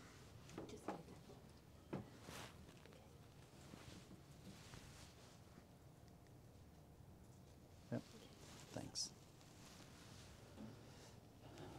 Yeah. Just to introduce myself, I am from the Reline Uptech since 2016. We in a group of Reline UV, which exists since 2009 in developing and manufacturing GRP hose pipelining for UV light curing. We innovate the products and develop the system to be applied also in the pressurized pipelines. And because of the new product, we decided also to create and also a new company inside the group just to develop and manufacture the hose liner for the pressure pipe applications. Just how does it look like? We have starting from inside, we have a seamless non-woven fabric coating, PE foil. The inner surface is a PE foil with this coated fabric coating. And we have done the resin layer so that we get the bonding of this inside layer to the structure components of the liner. The liner for the structure integrity is built up with the glass fiber. With the glass fiber, we are able then to bear all the external loads from traffic, groundwater, soil, or whatever. And then we have outside protection of the liner because, as I told, it is a UV light curing liner. So it means we have to protect the product during the transportation and also during the installation. All these components from layer 2 to 5 are impregnated with our UV light curing resin. We use polyester resin for the sewerage applications and gas applications, and we use vinyl ester, styrene-free vinyl ester resin for the water mains. Yeah, due to the glass reinforcement, we have a system which is classified according to the ISO 11295 as a class A, so it's a tight fit system and a self-supporting fully structural system. Yeah. We have done a lot of tests because to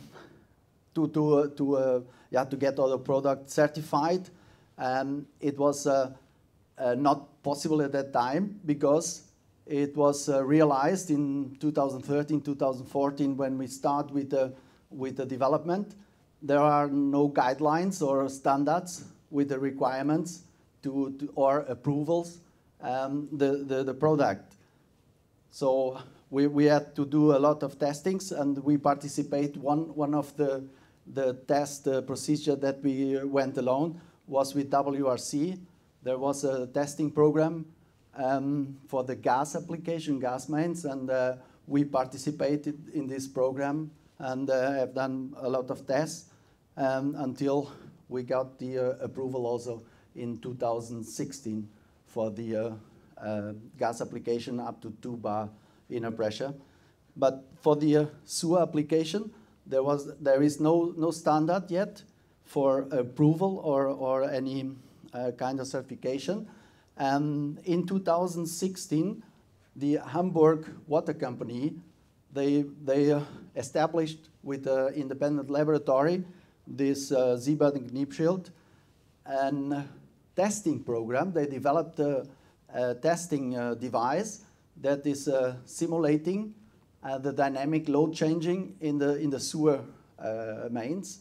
So they developed a machine which creates an inner pressure of 10 bars and also negative pressure up to minus 0.8 plus minus 1.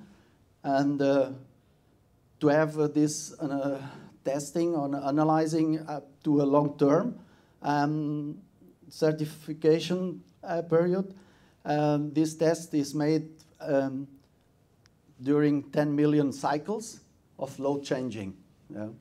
And after that, you can have done the liner analyzed for any damages or leakages.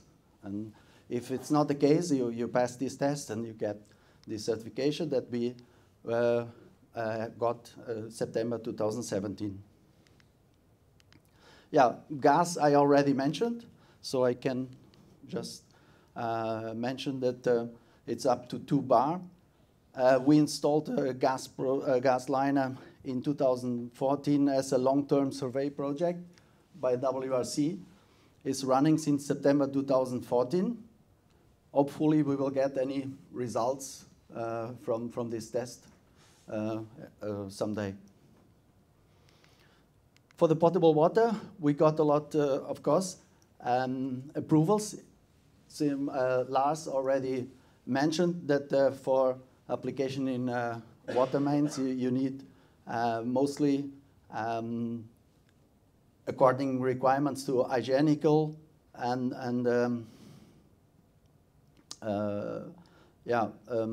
non-pollution demands, that you have to have a certification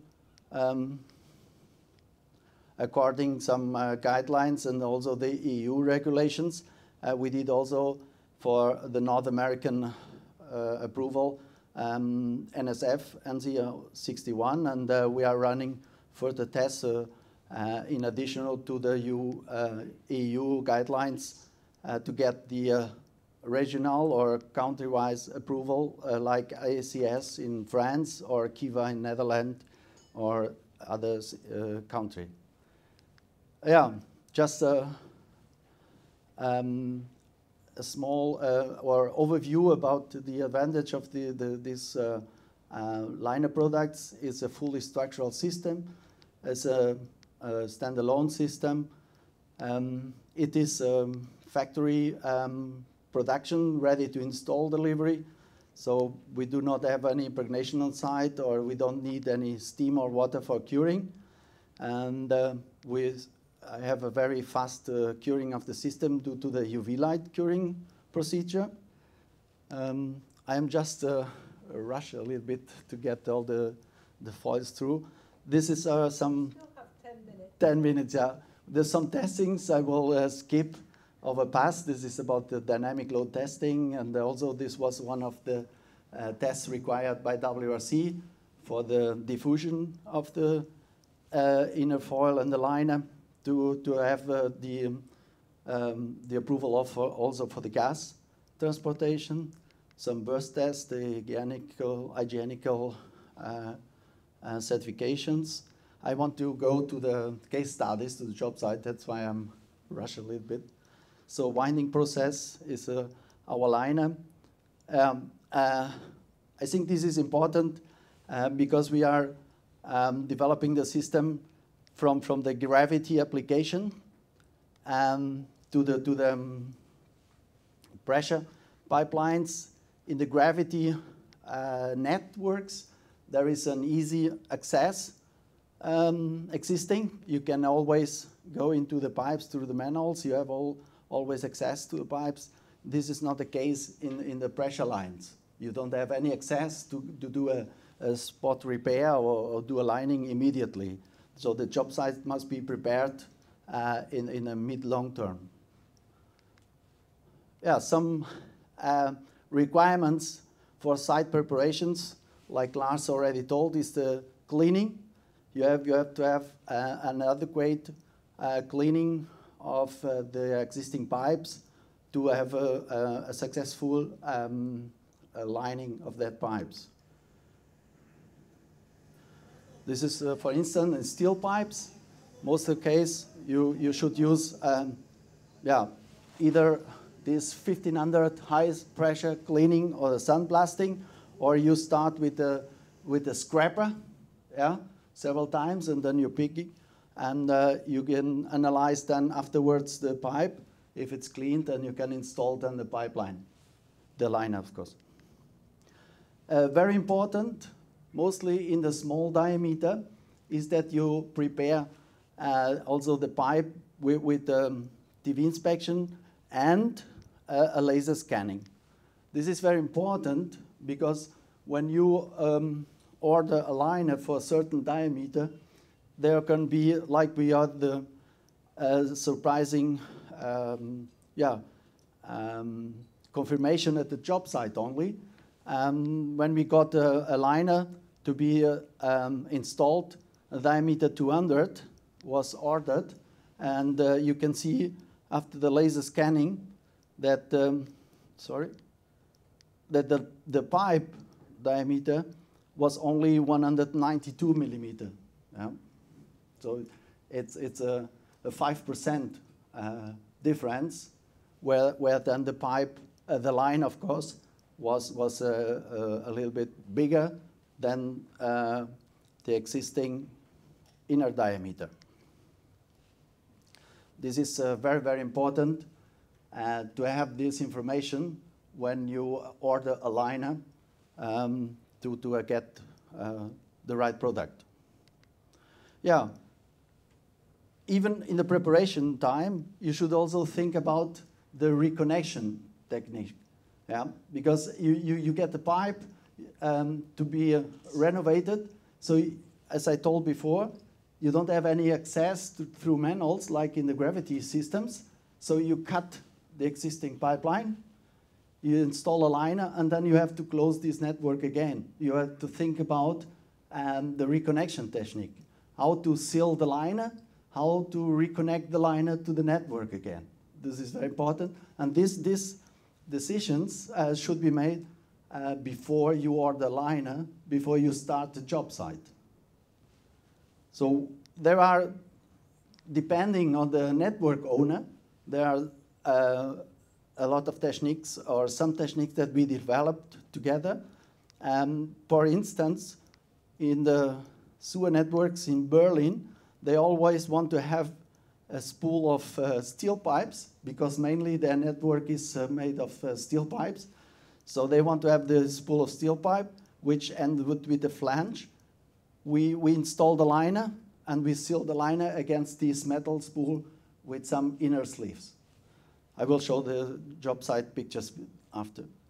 And other solutions are, for instance, that we are developed here some GRP couplings, flanged GRP couplings, which can be fixed on the hose pipe before lining. Then we line through, and we get the liner bonded to the couplings. At the end, you just trim the liner, and you have the connection.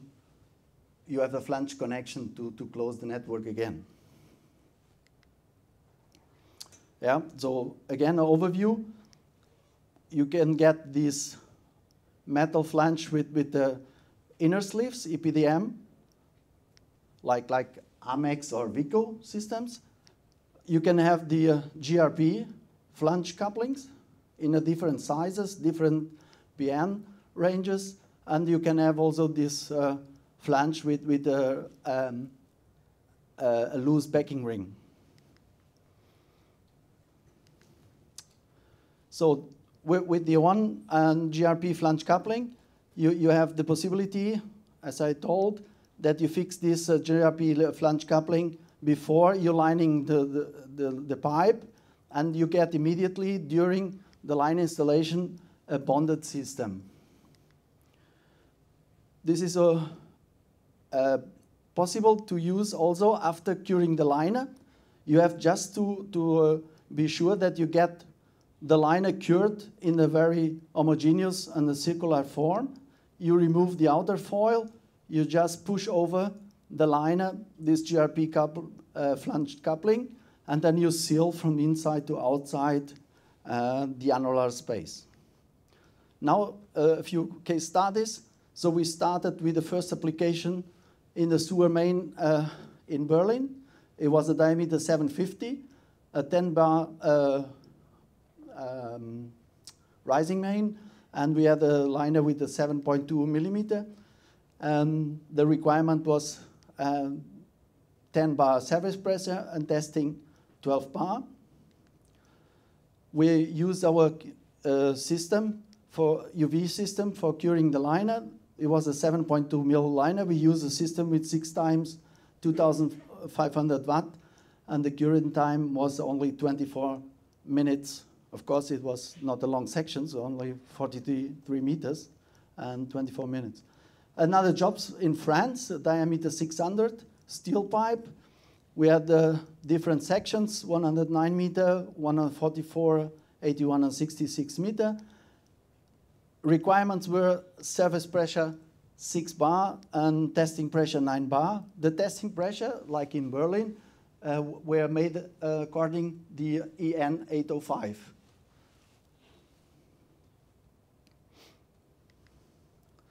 So with this liner in France, we used our system with 6 times 2000 watt, and we had a curing time of the different lengths between 3 hours and 1.2 hours for curing these sections. Yeah, diameter 200 or diameter 250, because of the short lengths, these pipes were made on one day, one after the other. So here you can see this coupling already fixed and mounted on the hose pipe. We line through, and then we cut the outer foil of the liner on this area. And when we inflate the liner, we bonded with UV light curing, we bonded the liner immediately to the GRP coupling. This is the conclusion of the job site. Here you see we were curing the liner together with the bonding to the coupling. We cut back the liner and we sealed the liner end, and then you can just finish in connecting the network again and put it on service the same day. Here, this was the job site that we made last June in London for Thames Water. It was a sewer rising main for Thames Water, diameter 800, 9 bar service pressure and 12 bar testing pressure, and design because also the liner had to bear all the loads. The hose pipe is a GRP hose pipe, very old and very already very close to the lifespan of this system, 60 years old. And thereby the requirements also for the external load were high. And we had a thickness of the liner of 15 mil. And we installed this liner in June, as I said, and we had curing with 6 times 3000 watt. We had for the longer sections, 168 meters, almost 5-hour curing time, and for the 90 meters, 2.5-hour curing time on these sections. We used here for the reconnection the GRP couplings. They were installed after curing the liner. You can see the same procedures I explained before. You just remove the outer foil of the liner on this area, and you just push over the coupling, and you seal the ends and the annular space of this coupling. A potable water liner, small diameter, 150 for surface pressure 9 bar and 12 bar, testing pressure. You can see a very little space to install the GRP liner, and this was done also in a very short time period.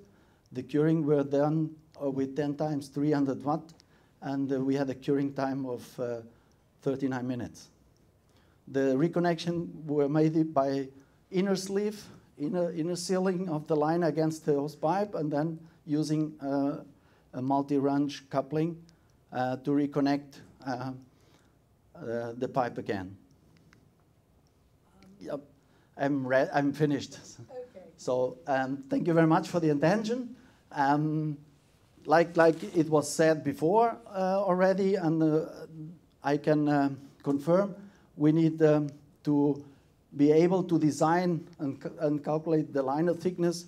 We need very detailed information of the existing pipe, and I always recommend that a renovation project, a renovation study is prepared in a mid-term or long-term, so that you can analyze different solutions, and you involve also design and consultants to get the right solution, even also with the reconnection technique and also the site installation easier done. Yeah, thanks very much. If you can wait and come back and answer questions Yes, sure. just before we break for tea. So our final presenter Thank you. looking at options for relining is Robert Hofstadter. Right, pronounce that correct? Thank you. Who is from Certex, also Germany. So we have 3 German presenters. No, I'm from Austria. That's fine. Oh, okay. Good afternoon from my side as well. Nice to be here. It's always bad to talk behind a competitor because, of course, we have most parts are similar in the UV cured liners. So we'll jump through the presentation quite fast because the break is afterwards. So, sorry. Introduction of the company. Certex is a family-owned company founded in 1982 with several production areas. The headquarters in Germany, also production in the US and one production in China, and we are still built up a new production in Russia. The Certex is a group and we work in glass fiber, carbon fiber, aramid fibers for a lot of different products, and this is a headquarter in Germany. The Multicom, what I represent now, is only for lining solutions. So we sell around about 640,000 meters per year, only for UV cured liners. The idea is to talk a little bit about the regulations, what was happened in the last years, especially for potable water lines, pressure lines. In the mid of the 90s, we started with the standard UV cured liners for gravity lines. Since 2011, we have a UV cured liner with an inner coating. That is really necessary for pressure pipes. The main problem is the regulations are not that good right now. So all the business, the market, and the suppliers are much faster compared to all the regulation departments around the world. So you have always to start with almost zero. So in the gravity lines, right now we have a good standard, I think all over the world. It's the ASTM, we have the DIPT approval in Germany, or the EN ISO certifications. All this is really good. Even the static calculations are really fixed. Then comes the next step in 2012. We started with the developing of the pressure products. First for sewer mains, and then comes the next problem. Nothing was available. So, like Relan had the same problems. So you have to find your own way a little bit. Right now is the new one, the EN ISO 11297.4. It's the next step for pressure pipes. It's not 100% ready now, but the draft's out. The same is in the ASTM regulations, a lot of moving right now. They have also a lot of work in the standards. But we choose the other way. We did it's called a 10,000 hour test. So that's the standard test procedure for all the new pipes, PVC pipes, PE pipes. Only short description, we start with the initial burst pressure. You increase the pressure from 0 up, and the material has to fail. This has to happen within 2 to 3 minutes.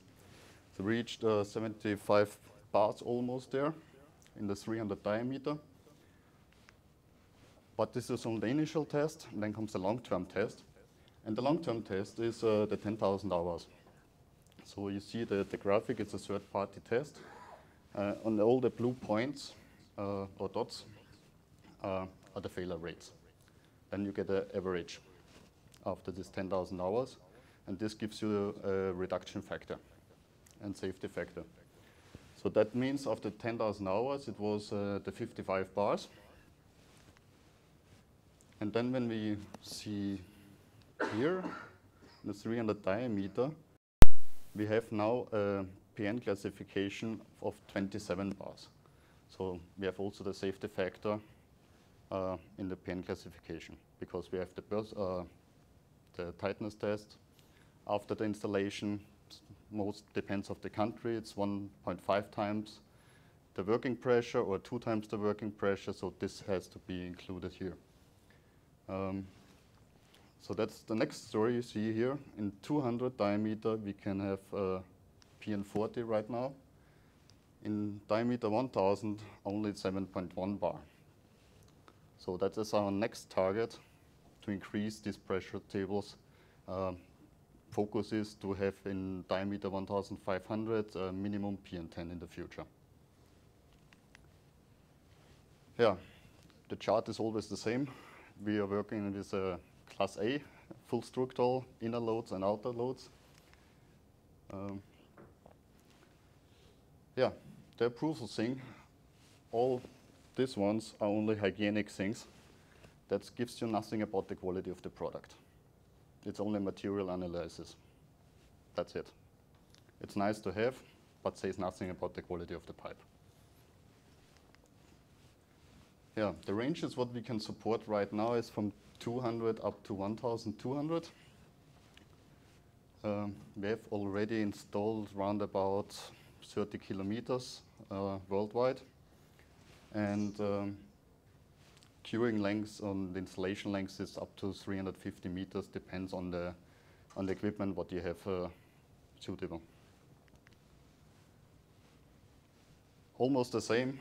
We have inner coating, glass fiber layers, resin, outer foils.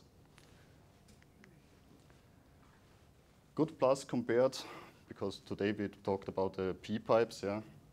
That's the big plus to compare the wall thicknesses, compared from a glass fiber liner in pressure applications compared to a P pipe. So that's really a big difference, especially in the bigger diameters then. Yeah, quality in pressure pipes, it's a really sensible thing. Yeah? That starts from the planning, preparation, diameter measurement before you order and produce the liner. Also the cleanness on the job site himself. That's really important things. You have in real only one chance to do it in a good way.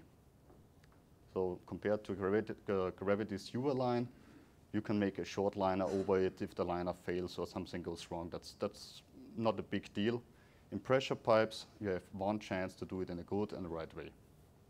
Planning is the most important thing. Yeah. Jump over because the clock is running. Installation. We always recommend to put new spool pieces in front of the host pipe, because we talked today several times about the lifetime minimum, 50 years, 100 years.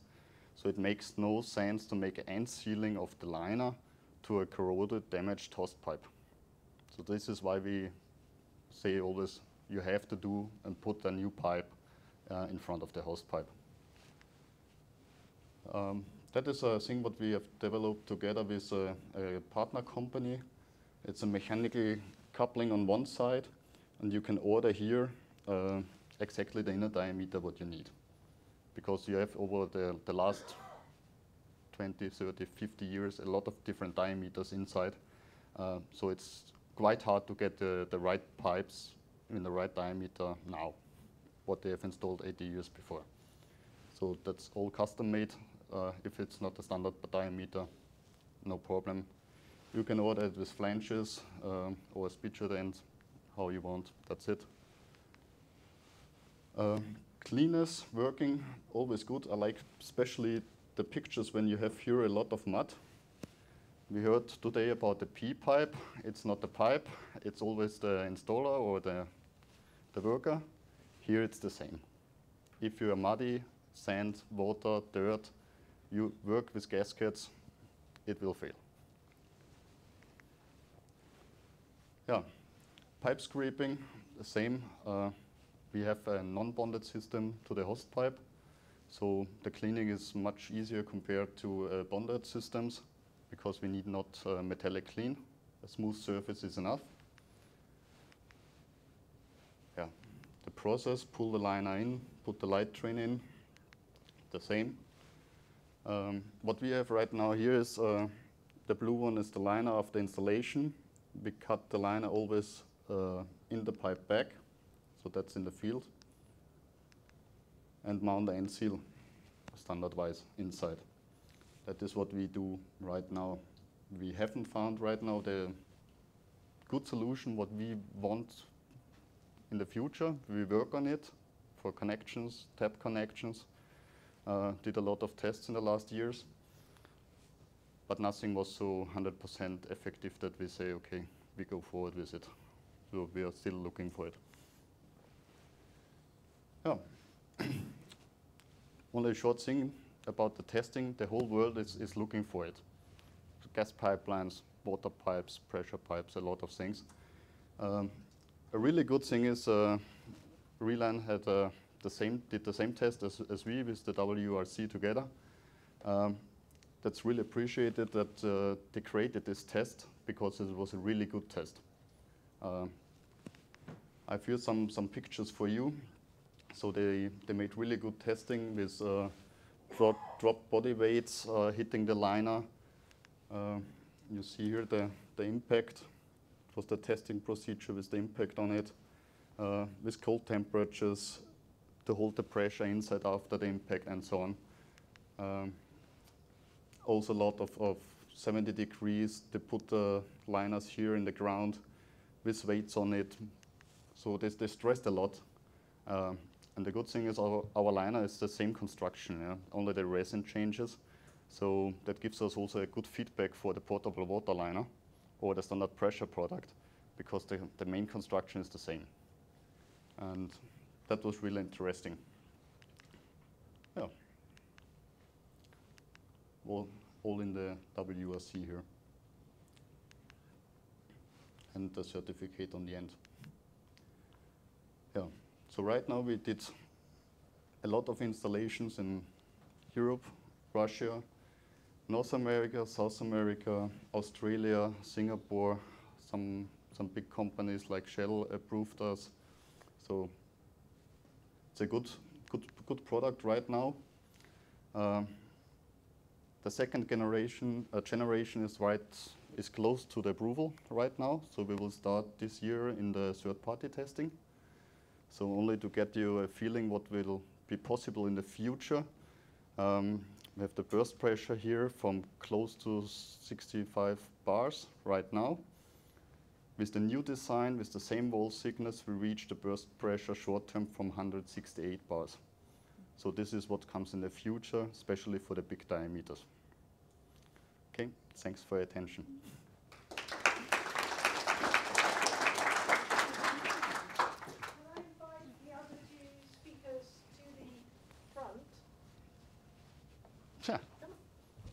Sit here. Okay. Sit here. To your left or your right? I don't care. Okay, I take the left. And grab one chair. That's it. So, Sorry, that's yours. if I take this.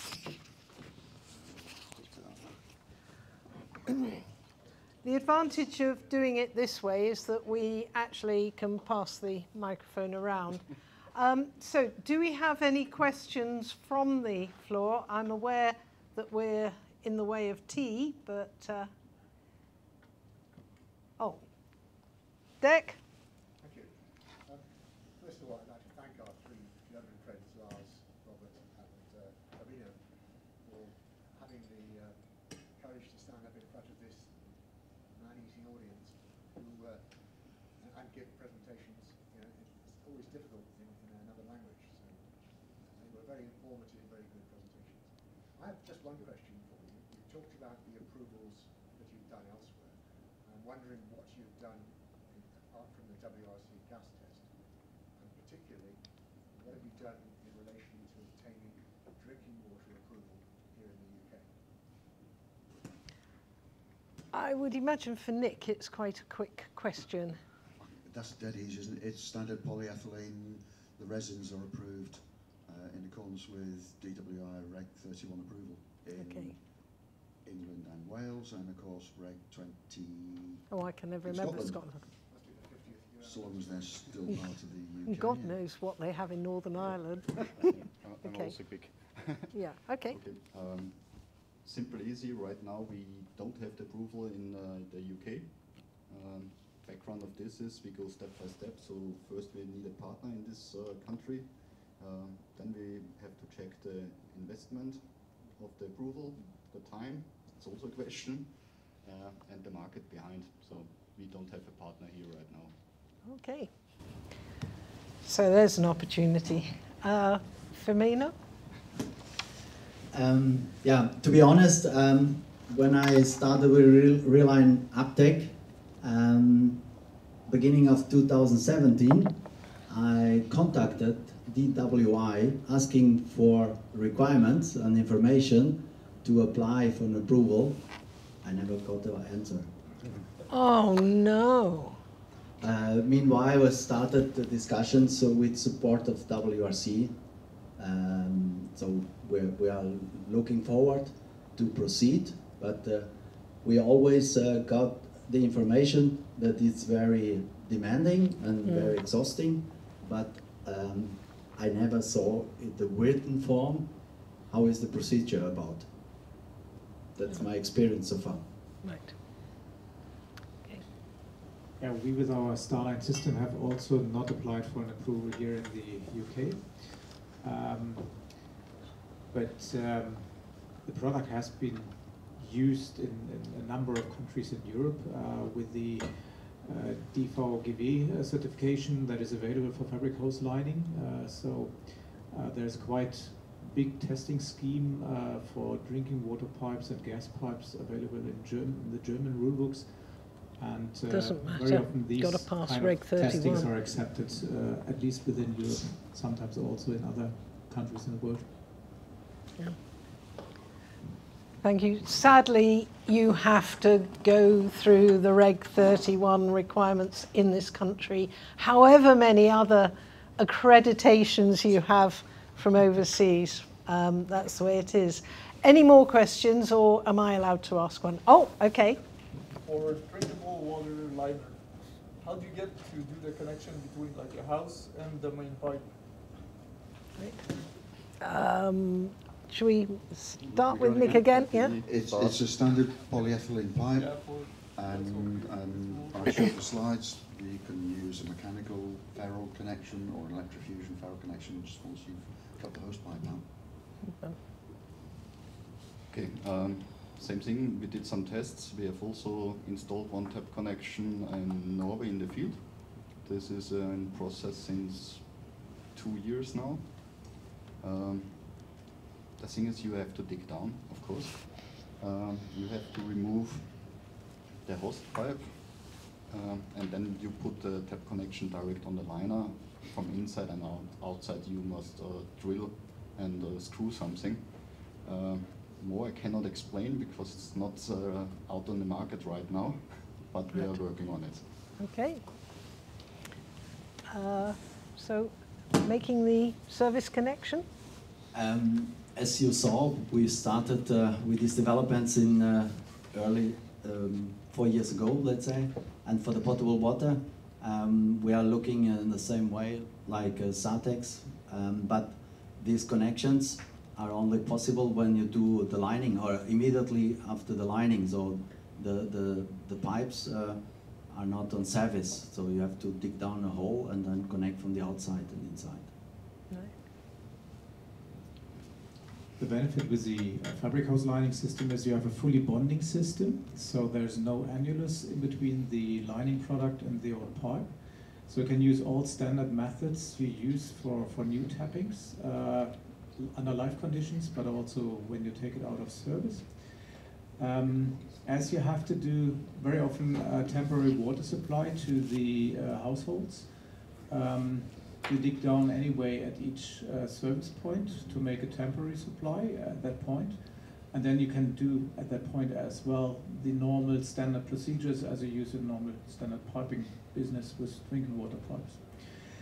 Alternatively, you can do opening of the side connection from the inside with robotics. So you just drill a hole into it at the point of the tap, and then it's done. Cleaning afterwards is necessary as well. Okay. Oh, there's a burning question. This will have to be the last. Carmen. It's actually just to say I employed the WhatsApp friend option to find out what's happening with the gas stuff. Someone commented, and linked to that point, we're currently working with the gas distribution networks to develop the side connections that can be used, because obviously it's primarily where they're replacing pipes close to homes. Okay. Well, thank you for that useful bit of information there, and I'd like to reiterate the thanks that DEC made to all the speakers. Okay, Nick maybe wasn't speaking in a foreign language,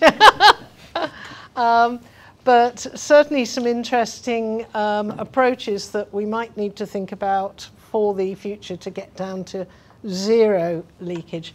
Tea awaits. I won't interrupt it, but please be back here promptly so that we can get away. Looking at the programme, we are supposed to start at 4 o'clock.